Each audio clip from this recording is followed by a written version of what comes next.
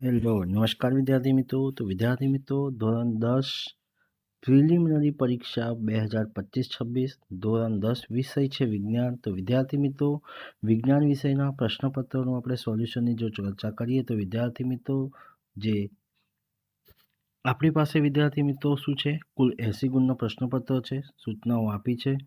સૂચનાઓ આધારે વિદ્યાર્થી મિત્રો તમારે અહીંયા જોવાનું છે કે શું કીધું છે. વિભાગ એ, વિભાગ એની વિદ્યાર્થી મિત્રો તમને ખબર જ છે કે 24 ગુણનો હોય છે. તો વિભાગ એની અંદર શું હોય છે, 6 માર્ક્સના વિકલ્પો, 6 માર્ક્સની ખાલી જગ્યા અને ખરા ખોટા.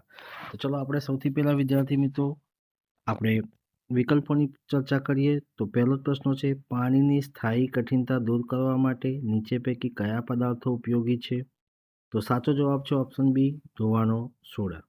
બીજો પ્રશ્ન છે, ઇથેન અણુનું આણ્વિક સૂત્ર C2H6 છે, તો તેમાં ખાલી જગ્યા છે. તો ઓપ્શન બી સાચો છે, 7 સહસંયોજક બંધ. ત્રીજો પ્રશ્ન છે, નીચે આપેલા પૈકી કયો સમૂહ માત્ર જૈવ વિઘટનીય પદાર્થ છે? ઓપ્શન એ સાચો છે, ઘાસ, પુષ્પો અને ચામડું. ત્યારબાદ ચોથો પ્રશ્ન છે, રૈવાજિક વિદ્યુત પ્રવાહ ખાલી જગ્યા વિદ્યુતભારની ગતિની દિશાને વિદ્યુત પ્રવાહની દિશા તરીકે લેવામાં આવે છે. તો સાચો ઓપ્શન છે ઓપ્શન બી, ઋણ. ત્યારબાદ વિદ્યાર્થી મિત્રો આપણી પાસે છે નેક્સ્ટ પ્રશ્નો છે. નેક્સ્ટ પ્રશ્નોની અંદર શું કીધું છે આપણી પાસે? પ્રશ્ન નંબર 5 છે. પ્રશ્ન નંબર 5ની અંદર આપણને કીધું છે વિદ્યાર્થી મિત્રો કે નીચે પૈકી કઈ કેન્દ્ર લંબાઈ ધરાવતા લેન્સનો પાવર સૌથી વધુ હોય છે? તો વિદ્યાર્થી મિત્રો તમને ખબર છે કે કઈ કેન્દ્ર લંબાઈ ધરાવતા લેન્સનો પાવર વધુ હોય છે? તો તમારી પાસે વિદ્યાર્થી મિત્રો ઓપ્શન 4 છે. તમારે સાચો ઓપ્શન કમેન્ટમાં જણાવવાનો છે. વિદ્યાર્થી મિત્રો તમને 2 ઓપ્શન તો હું ખોટું કહી દઉં છું. તો ઓપ્શન એ અને ઓપ્શન સી આ બંને વિદ્યાર્થી મિત્રો કેવા છે? બિલકુલ ખોટા છે. હવે વિદ્યાર્થી મિત્રો તમારી પાસે ઓપ્શન બી અને ડી છે, તો તમારે સાચો ઓપ્શનનો કમેન્ટમાં જણાવવાનું છે. તો વિદ્યાર્થી મિત્રો સૌથી ઓછું અંતર હશે એ જવાબ હશે, એ તમારે હવે જવાબ જોવાનું છે. છઠ્ઠો પ્રશ્ન છે, દરિયાની અંદર ખૂબ ઊંચાઈ પાણી વાદળી રંગનું દેખાય છે, આ માટે નીચેની પૈકી શું જવાબદાર છે? તો જવાબ છે વિદ્યાર્થી મિત્રો આપણી પાસે શું છે? જવાબ આપણી પાસે તો વિદ્યાર્થી મિત્રો અહીંયા 2 ટીક કરેલા છે. તો ખરેખર સાચો ઓપ્શન જો આપણે જોવા જઈએ વિદ્યાર્થી મિત્રો તો ઓપ્શન સી સાચો છે. કયો છે? ઓપ્શન સી, પ્રકાશનું પ્રકીર્ણ. શું છે? પ્રકાશનું પ્રકીર્ણ. ત્યારબાદ 7મા નંબરનો પ્રશ્ન છે, નીચે આપેલા વિધાન સાચા બને તે રીતે ખાલી જગ્યા પૂરો. 7મો પ્રશ્ન છે, પૃથ્વીના પોપડો ખનિજ સ્વરૂપે માત્ર ખાલી જગ્યા કાર્બન ધરાવે છે, તો 0.02% જેટલું કાર્બન ધરાવે છે. 8મો પ્રશ્ન છે, વિદ્યુત પરિપથનો અવરોધ બદલવા માટે ઉપયોગમાં લેવાતા સાધનને ખાલી જગ્યા કહે છે, તો રિયોસ્ટેટ કહે છે. શું કહે છે? રિયોસ્ટેટ. 9મો પ્રશ્ન છે, કુદરતી સફાઈ કામદારો છે, તો વિઘટકો એ કુદરતી સફાઈ કામદારો છે. ત્યારબાદ વિદ્યાર્થી મિત્રો નેક્સ્ટ પ્રશ્નો આવે છે આપણી પાસે, આનુવંશિકતા અંગેનો નિયમ ખાલી જગ્યા નામના વૈજ્ઞાનિકે આપ્યા હતા, તો મેન્ડલ નામના વૈજ્ઞાનિકે આપ્યા હતા. 11મો પ્રશ્ન છે, સમતલ અરીસા દ્વારા મળતું પ્રતિબિંબ હંમેશા ખાલી જગ્યા હોય છે, તો આભાસી અને કેવું હોય છે? ચત્તુ હોય છે. 12મો પ્રશ્ન છે વિદ્યાર્થી મિત્રો, મગજનો મુખ્ય વિચારવાળો ભાગ ખાલી જગ્યા છે, તો અગ્ર મગજ છે. શું છે? અગ્ર મગજ. ત્યારબાદ વિદ્યાર્થી મિત્રો ખરા ખોટાની અંદર વાત કરીએ તો ખરા ખોટાની અંદર સૌથી પહેલાં આપણી પાસે તો વિદ્યાર્થી મિત્રો જોઈએ તો આપણી પાસે 13, 14 અને 15 એ સાચું છે અને 16 એ આપણી પાસે ખોટું છે. બરાબર છે. પ્રશ્નોની આપણે શોર્ટમાં ચર્ચા કરીએ છીએ કેમ કે આપણી પાસે 17 પેજની PDF છે એટલે ટાઈમ વધી જશે. ત્યારબાદ નીચે આપેલા પ્રશ્નોને માગ્યા મુજબ જવાબ લખો.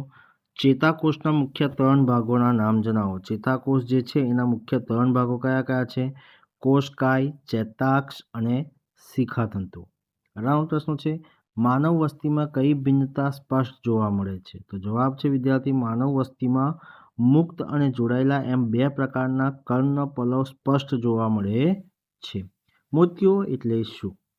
મોટી ઉંમરના વ્યક્તિ આંખના સ્ફટિકમય લેન્સ દૂધિયો અને વાદળછાયો બની જાય છે, જેને મોતિયો કહે છે. ઇલેક્ટ્રોનનો કેટલો વિદ્યુતભાર ધરાવે છે? ધન કે ઋણ? તો ઇલેક્ટ્રોન 1.6 × 10⁻19 જેટલા વિદ્યુતભાર ધરાવે છે, જે ઋણ છે. 21મો પ્રશ્ન વિદ્યાર્થી મિત્રો એનું સાચું ઓપ્શન છે ઓપ્શન બી, ઓરડાનું તાપમાન પ્રવાહી, તો મર્ક્યુરી ઉષ્માનો ઉત્તમ ધાતુ. તો તો શું હોઈ શકે વિદ્યાર્થી મિત્રો? કોપર. ત્યારબાદ વિદ્યાર્થી મિત્રો 23મો પ્રશ્ન, સ્વયંપોષી તો લીલી વનસ્પતિ, પરોપજીવી તો જળો. ત્યારબાદ વિદ્યાર્થી મિત્રો આપણે વિભાગ બી ની ચર્ચા કરીએ. તો વિભાગ બી ની અંદર શું કીધું છે? 25 થી 37 પ્રશ્નો છે, કોઈ પણ 9 પ્રશ્નો છે. 40 થી 50 પ્રશ્નોના શબ્દોના મર્યાદામાં જવાબ લખવાના છે. તો આ હતું વિદ્યાર્થી મિત્રો વિભાગ બી જે છે તમારી પાસે અહીંયા સ્ક્રીન ઉપર દેખાય છે. વિભાગ બી ની પણ આપણે વિદ્યાર્થી મિત્રો નેક્સ્ટ આપણે સોલ્યુશન કરીશું વિભાગ બી ની અંદર. ત્યારબાદ વિભાગ સી આવે છે વિદ્યાર્થી મિત્રો. વિભાગ સી ના પ્રશ્નો તમને અહીંયા જોવા મળી રહ્યા છે. ત્યારબાદ વિદ્યાર્થી મિત્રો આપણી પાસે આવે છે વિભાગ ડી. વિભાગ ડીના પ્રશ્નો પણ તમને અહીંયા સોલ્યુશન વિદ્યાર્થી મિત્રો જોવા મળી રહ્યા છે, જે તમે વિદ્યાર્થી મિત્રો જોઈ શકો. તો વિદ્યાર્થી મિત્રો દરેકનું સોલ્યુશન આપણે અહીંયા સ્ક્રીન ઉપર આપેલા છે, જે તમે જોઈ શકો છો અને લખી શકો છો. વિદ્યાર્થી મિત્રો આપણે સીધું વિભાગ બી ની ચર્ચા કરીએ. વિભાગ બી ની અંદર આપણી પાસે 25મો જે પ્રશ્નો છે વિદ્યાર્થી મિત્રો, કયો નંબરનો પ્રશ્ન? વિભાગ બી ની અંદર 25મા નંબરનો પ્રશ્ન. શું કહે છે? ઓક્સિજનનું ઉમેરવું અથવા દૂર થવું તેને આધારે ઓક્સિડેશન અને રિએક્શન પ્રક્રિયાના ઉદાહરણ સહિત સમજાવો. તો જવાબ છે વિદ્યાર્થી મિત્રો ઓક્સિડેશનની વાત કરીએ પહેલાં વ્યાખ્યા. તો જે પ્રક્રિયા દરમિયાન પદાર્થમાં ઓક્સિજન ઉમેરાય અથવા હાઇડ્રોજન દૂર થાય તો તે પ્રક્રિયાની ઓક્સિડેશન પ્રક્રિયા કહે છે. આપણી પાસે નીચે રિએક્શન આપ્યું છે, Cu+O2 gives CuO. Reaction balance તમને સ્ક્રીન પર દેખાડ્યું છે. CuO બરાબર છે, કોપર ઓક્સાઇડ પ્લસ H2 એટલે હાઇડ્રોજન gives Cu+H2O. આ પ્રક્રિયામાં H2 અને Cu શું છે? H2 અને Cu આ બંને ઓક્સિડેશન છે. શું છે? ઓક્સિડેશન થાય છે બંનેનું. ત્યારબાદ રિએક્શનની વાત કરીએ તો જે પ્રક્રિયા દરમિયાન પદાર્થ ઓક્સિજન દૂર થાય અથવા હાઇડ્રોજન ઉમેરાય તો તે પ્રક્રિયાને રિએક્શન પ્રક્રિયા કહે છે. CuO copper oxide plus H2 give Cu+H2O. ZnO plus Zn+Co. આ પ્રક્રિયામાં CuO પ્લસ અને ZnO રિએક્શન થાય છે. ત્યારબાદ વિદ્યાર્થી મિત્રો આપણી પાસે આવે છે પ્રશ્નો નંબર 26. પ્રશ્નો નંબર 26ની અંદર શું કહે છે? ધાતુઓના 4 ભૌતિક ગુણધર્મો લખો. તો વિદ્યાર્થી મિત્રો અહીંયા 6 લખ્યા છે. ધાતુઓના સામાન્ય ગુણધર્મો જોવા જઈએ તો ધાતુઓ ચળકાટ ધરાવે છે, સખત હોય છે, તણાવપણા અને ટીપાવપણા ગુણ ધરાવે છે, ઉષ્મા અને વિદ્યુતના સારા વાહકો છે, તેનું ગલનબિંદુ ઊંચું હોય છે, તે રણકાર ઉત્પન્ન કરે છે. 27મો પ્રશ્ન છે વિદ્યાર્થી મિત્રો ટૂંકનો જ લખો. વનસ્પતિ ઉત્સેચન બરાબર છે, ટૂંકનો તમને પેપર પહેલાથી જ બતાવી દીધું છે વિદ્યાર્થી મિત્રો. આ સોલ્યુશન છે. ઉત્સર્ગ પદાર્થો છુટકારો મેળવવા માટે વનસ્પતિ નીચે મુજબ જેવી વિવિધ રીતોનો ઉપયોગ થાય છે. વનસ્પતિઓમાં પ્રકાશ સંશ્લેષણ દ્વારા ઓક્સિજનનું પણ નકામી નિપજ તરીકે નિર્માણ થાય છે. આ સિવાય વધારાના પાણીનો બાષ્પસર્જન દ્વારા છુટકારો મેળવે છે. વનસ્પતિઓમાં ઘણી બધી પેશી મૃત કોષોની બનેલી હોય છે અને તેઓ તેમના કેટલાક ભાગો જેવા કે પર્ણોની પણ નાશ કરે છે, એટલે પર્ણો ખરી પડે છે. ઘણી બધી વનસ્પતિઓમાં ઉત્સર્ગ દ્રવ્યોનો કોષીય રસધાનીમાં સંગ્રહ કરે છે. વનસ્પતિઓ ઉત્સર્ગ દ્રવ્યો કે પદાર્થો જેવા કે રેઝિન, રાડ, ગુંદરના સ્વરૂપમાં ખાસ કરીને જૂની જલવાહક પેશીઓ સંચય કરે છે. વનસ્પતિ કેટલાક ઉત્સર્ગ દ્રવ્યો પોતાની આસપાસની ભૂમિમાં ઉત્સર્જન કરે છે. 28મો પ્રશ્ન છે લિંગી પ્રજનનમાં પેઢી દર પેઢી રંગસૂત્રોની સંખ્યા DNA ને માત્રા તેના પિતૃ કરતાં બમણી થવાની બદલે સરખી જળવાઈ રહે છે, તેનું કારણ જણાવો. લિંગી પ્રજનન પદ્ધતિમાં દરેક નવી પેઢીમાં બંને પિતૃની DNA નકલોનું સંયોજન થાય છે. આથી પિતૃ પેઢી કરતાં બાળ પેઢીમાં DNAની માત્રા બમણી થવાની શક્યતા છે. પરંતુ જનનકોષના નિર્માણ દરમિયાન અહીંયા અર્ધસૂત્રી વિભાજન અથવા અર્ધીકરણ પ્રકારના કોષ વિભાજન થાય છે. પરિણામે દૈહિક કોષો કરતાં જનનકોષોમાં રંગસૂત્રોની સંખ્યા અને DNAની માત્રા અડધી થાય છે. આથી જ્યારે લિંગી પ્રજનનમાં બંને પિતૃના જનનકોષો સંમિલન પામે છે ત્યારે યુગ્મનજ અને તેમાંથી વિકસિત સંતતિમાં રંગસૂત્રોની સંખ્યા અને DNAની માત્રા પિતૃ પેઢી જેટલી જ પૂર્ણ પ્રસ્થાપિત થાય છે. ગર્ભસ્થ ભ્રૂણને માતાના રુધિરમાંથી જ પોષણ મળે છે. તેના માટે એક વિશેષ સંરચના હોય છે જેને જરાયુ કહે છે. બરાબર છે. જે ગર્ભાશયની દિવાલમાં જ રહે છે તેને ભ્રૂણની તરફ પેશીમાં પ્રવર્તે છે, જે માતાના શરીરમાં ગર્ભસ્થ ભ્રૂણ ગ્લુકોઝ, ઓક્સિજન તેમજ અન્ય પદાર્થના સ્થળાંતર માટે વિશાળ પ્રદેશ આપે છે. 30મો પ્રશ્ન છે વિદ્યાર્થી મિત્રો, તારાઓના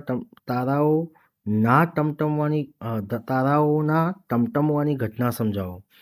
તો તારાઓ પ્રકાશ પૃથ્વી પર પહોંચે તે પહેલાં પૃથ્વી અનિયમિત પ્રકાશીય ઘનતાવાળા વાતાવરણમાંથી પસાર થાય ત્યારે સતત જુદા જુદા પ્રમાણમાં વક્રીભવન પામે છે. તેથી તારાઓનું આભાસી સ્થાન તેનું મૂળ સ્થાન કરતાં થોડુંક આગળ, પાછળ કે ઉપર નીચે દેખાય છે. તેથી તારાઓના ટમટમતા દેખાય છે, જે આકૃતિમાં બતાવ્યા છે. તારાઓ પૃથ્વીથી ઘણા દૂર હોવાથી તેમને બિંદુવત ઉદ્ગમ ગણી શકાય છે. તારામાંથી આવતા પ્રકાશના કિરણોનો માર્ગ અનિયમિત વાતાવરણમાંથી પસાર થતા જુદા જુદા પ્રમાણમાં વક્રીભવન પામે, તેથી તારાઓના સ્થાન બદલાતા દેખાય છે. તેથી કોઈ વાર તારો પ્રકાશિત દેખાય છે તો કોઈ વાર ઝાંખો દેખાય છે, જેને ટમટમતા તારા કહે છે. વિદ્યાર્થી મિત્રો, 31મો પ્રશ્ન છે જે આપણે દાખલો ગણવાનો છે. 8 ઓહમ અવરોધ ધરાવતું વિદ્યુત હીટર મેન્સમાંથી 2 કલાક સુધી 15 એમ્પિયરના વિદ્યુત પ્રવાહ ખેંચે છે, તો હીટરમાં ઉત્પન્ન થતી ઉષ્માનો દર શોધો. વિદ્યાર્થી મિત્રો, અહીંયા જોવા જઈએ, I એટલે વિદ્યુત પ્રવાહ છે, એ એમ્પિયરમાં આપેલું છે, R એટલે રેઝિસ્ટન્સ છે, 8 ઓહમ છે, T એટલે સમયગાળો છે. વિદ્યુત હીટરમાં ઉત્પન્ન થતી ઉષ્મા ઉર્જાનો દર બરાબર વિદ્યુત power is equal to I²R મુજબ 15 વર્ગ ગુણ્યા 8 225 ગુણ્યા 8 1800 વોટ થાય છે, અને 1800 વોટને જૂલ સેકન્ડમાં આપણે ફેરવ્યા છે, તો પાવર જૂલ પર સેકન્ડમાં આપણને જોવા મળે છે. એવી જ રીતે વિદ્યાર્થી મિત્રો 32મો પ્રશ્ન છે. 32મા પ્રશ્નોનું પણ અહીંયા વિદ્યાર્થી મિત્રો તમને સોલ્યુશન આપ્યું છે. શું કહે છે 32મો પ્રશ્ન? વિદ્યુત સ્થિતિમાનનો તફાવત પર નોંધ લખો. તો અનંત અંતરેથી એકમ ધન વિદ્યુતભારને વિદ્યુત ક્ષેત્રના કોઈ બિંદુ સુધી લાવવા માટે કરવા પડતા કાર્યને તે બિંદુ આગળનું વિદ્યુત સ્થિતિમાન કહે છે. વિદ્યુત સ્થિતિમાનનો તફાવત V બરાબર કરેલો કાર્ય W અને વિદ્યુતભાર Q, તો V is equal to W/Q. કાર્યનો SI એકમ જૂલ એ વિદ્યુતભારનો SI એકમ કુલમ છે. 1 વોલ્ટ બરાબર શું કહે છે? 1 જૂલ પર કુલમ. વિદ્યુત સ્થિતિમાનનો SI એકમ વોલ્ટ છે, જે એલેક્ઝાન્ડ્રા વોલ્ટના નામ પરથી રાખવામાં આવ્યો છે. વિદ્યુત સ્થિતિમાનનો તફાવત વોલ્ટમીટર નામના ઉપકરણથી માપવામાં આવે છે. 33મો પ્રશ્ન છે વિદ્યાર્થી મિત્રો, 2 ચુંબકીય ક્ષેત્ર રેખાઓ એકબીજાને કેમ છેદતી નથી? તો કોઈ પણ બિંદુએ ચુંબકીય ક્ષેત્રની દિશા જે તે બિંદુ ચુંબકીય ક્ષેત્ર રેખાના સ્પર્શક દોરીને મેળવી શકાય છે.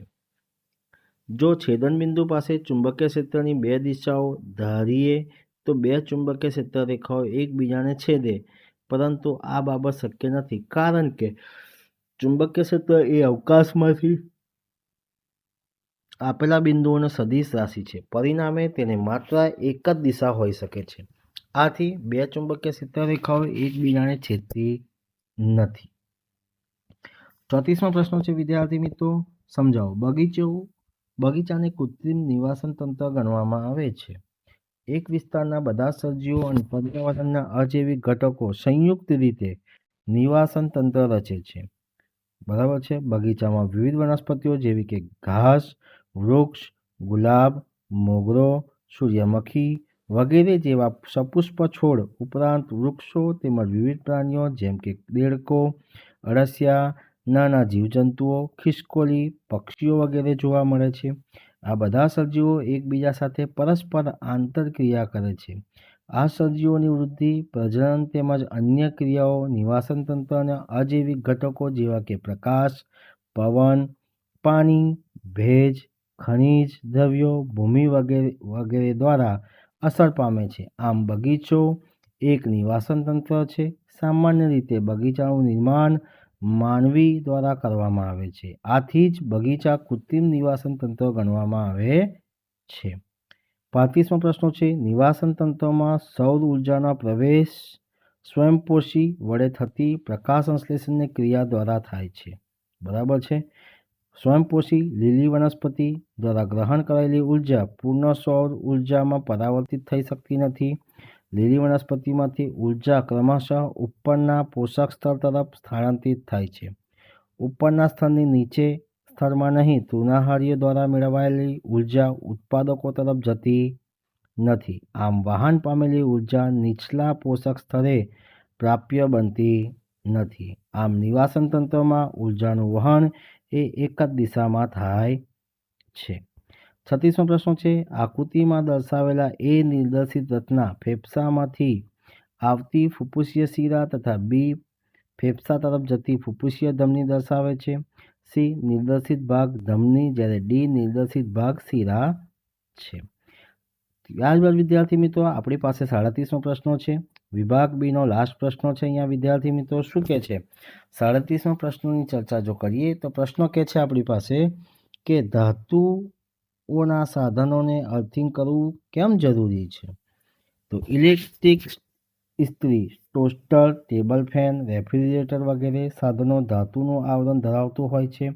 હવે જો કોઈ કારણસર આવા સાધનોમાં દાખલ થતા વિદ્યુત પ્રવાહ જે તે સાધનોના ધાતુના આવરણમાં પહોંચે તો આવા આવરણને અડકવાથી વિદ્યુત આંચકો લાગી શકે છે. આથી આવા આંચકાથી બચવા આવા સાધનોને ધાતુ સપાટીને અર્થિંગ વાયર સાથે જોડેલા હોય છે. અર્થિંગ વાયરનો બીજો છેડો ઘરની નજીક જમીનમાં ધાતુની પ્લેટ સાથે જોડાયેલા હોય છે. સાધનોની ધાતુ સપાટી સાથે જોડાયેલા અર્થિંગ વાયર વિદ્યુત પ્રવાહ માટે ઓછા અવરોધનો વહન પથ પૂરું પાડે છે. આમ ઉપકરણના ધાતુના આવરણ પરના કોઈ પ્રવાહને લીકેજ થાય તો તે અર્થિંગ દ્વારા સીધો જમીનમાં જાય છે અને પરિણામે આ સાધનને અડનાર વ્યક્તિને વિદ્યુત શોક લાગતો નથી. વિભાગ સી આવે છે વિદ્યાર્થી મિત્રો. વિભાગ સીની અંદર આપણને કીધું છે કે નીચેના વિધાનો રાસાયણિક સમીકરણ રૂપાંતરિત કરી ત્યારબાદ તેને સંતુલિત કરો. 3 સમીકરણો કીધા છે એ, બી અને સી. તો વિદ્યાર્થી મિત્રો તમને સ્ક્રીન ઉપર 3 સમીકરણો આપ્યા છે જે તમે જોઈ શકો છો. ત્યારબાદ વિદ્યાર્થી મિત્રો આપણી પાસે આવે છે 39મો પ્રશ્ન આવે છે. 39મા પ્રશ્નની અંદર પણ આપણને શું કીધું છે વિદ્યાર્થી મિત્રો કે મેગ્નેશિયમ ક્લોરાઇડના આયનીય બંધ વિગતવાર સમજાવો. તો અહીંયા પણ વિદ્યાર્થી મિત્રો મેગ્નેશિયમ ક્લોરાઇડના આયનીય બંધ વિગતવારની અહીંયા તમને માહિતી સ્ક્રીન ઉપર આપેલી છે જે તમે જોઈ શકો છો. ત્યારબાદ આપણી પાસે વિદ્યાર્થી મિત્રો આવે છે નેક્સ્ટ પ્રશ્ન આવે છે. તો નેક્સ્ટ પ્રશ્નોની અંદર આપણને વિદ્યાર્થી મિત્રોએ કીધું છે કે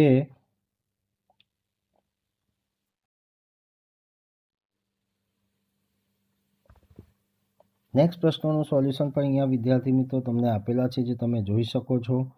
તો આના પછી વિદ્યાર્થી મિત્રો બધા જ પ્રશ્નોનું સોલ્યુશન અહીંયા વિદ્યાર્થી મિત્રો છે જે તમે જોઈ શકો છો અને સ્ક્રીન ઉપર પણ તમને લખેલા છે. ત્યાં વિદ્યાર્થી મિત્રો હવે અહીંયા આગળ જોઈએ ધાતુઓ અને અધાતુઓ વિશે તમને સ્ક્રીન ઉપર અહીંયા દેખાય છે વિદ્યાર્થી મિત્રો. તફાવત જે પણ તમને આપેલા છે એ તફાવતનું સોલ્યુશન વિદ્યાર્થી મિત્રો તમને સ્ક્રીન ઉપર આપેલા છે જે તમે જોઈ શકો છો. 41મા પ્રશ્નનું પણ સોલ્યુશન વિદ્યાર્થી મિત્રો અહીંયા આપ્યા છે સ્ક્રીન ઉપર. બરાબર છે. આકૃતિ ફક્ત જાણકારી માટે છે એટલે આકૃતિ સાથે પણ તમને અહીંયા સોલ્યુશન જોવા મળી રહ્યો છે. તો નેક્સ્ટ પ્રશ્નોની ચર્ચા કરીએ. 42મા પ્રશ્નોનું પણ અહીંયા વિદ્યાર્થી મિત્રો સોલ્યુશન આપેલું છે. તો 42મા પ્રશ્નોનું પણ સોલ્યુશન આપણે અહીંયા છે. તો જોઈ શકો છો વિદ્યાર્થી મિત્રો 42મા પ્રશ્નોનું પણ સોલ્યુશન તમને સ્ક્રીન ઉપર આપેલું છે. તો વિદ્યાર્થી મિત્રો તમને દરેક પ્રશ્નોનું સોલ્યુશન અહીંયા સ્ક્રીન ઉપર આપેલું છે જે તમે જોઈ શકો છો. જે બધા જ પ્રશ્નોનું સોલ્યુશન છે વિદ્યાર્થી મિત્રો. 43મો પ્રશ્નો પણ તમને અહીંયા આપેલા છે. 43મો પ્રશ્ન શું કીધું છે? વનસ્પતિના કેટલા ભાગ? તો એના વિશે પણ આપણે વિદ્યાર્થી મિત્રો ચર્ચા કરવાના છે. તો આ બધા જ પ્રશ્નોનું સોલ્યુશન વિદ્યાર્થી મિત્રો તમને મળી ગયા છે જે તમે જોઈ શકો છો વિદ્યાર્થી મિત્રો. 44મા પ્રશ્નોનું પણ સોલ્યુશન તમને આપ્યું છે વિદ્યાર્થી મિત્રો. તો 44મા પ્રશ્નનું પણ સોલ્યુશન અહીંયા જોવા મળ્યું છે. 44, 45 અને 46 બધા જ પ્રશ્નોનું સોલ્યુશન તમને અહીંયા સ્ક્રીન ઉપર વિદ્યાર્થી મિત્રો જોવા મળી રહ્યા છે, જે તમે જોઈ શકો છો. વિભાગ ડીના પ્રશ્નોનું પણ સોલ્યુશન તમને અહીંયા વિદ્યાર્થી મિત્રો આપેલું છે. તો વિદ્યાર્થી મિત્રો આ હતું ધોરણ 10 વિષય છે વિજ્ઞાનની અંદર બધા જ પ્રશ્નોનું સોલ્યુશનની પીડીએફ જો તમારે જોતી હોય તો વિદ્યાર્થી મિત્રો ડિસ્ક્રિપ્શન બોક્સની અંદર જે લિંક આપી છે એ લિંક પર જઈને તમે આને ડાઉનલોડ પણ કરી શકો છો. તો વિદ્યાર્થી મિત્રો ચેનલને સબસ્ક્રાઈબ ના કરી હોય તો સબસ્ક્રાઈબ કરવાનું પણ ભૂલતા નહીં. જય હિન્દ, જય ભારત.